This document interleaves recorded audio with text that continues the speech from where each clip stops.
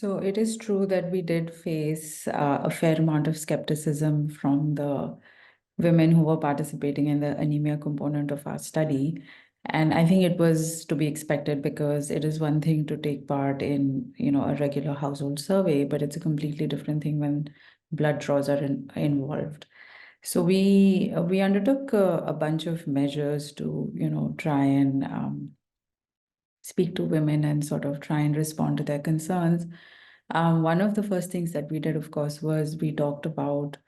the prevalence of iron deficiency in India, the fact that it's persistently been high, and also the fact that very often it goes unnoticed. In addition to that, we also shared with them, you know, the steps we had taken on the sort of logistics side, starting from the IRB approvals at Cornell and in India as well. The fact that we had a trained phlebotomist from a local medical hospital who was on our team,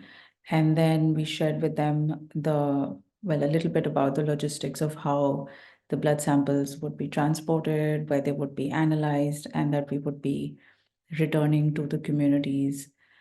with their detailed reports on their iron status. In addition to that, we'd held very extensive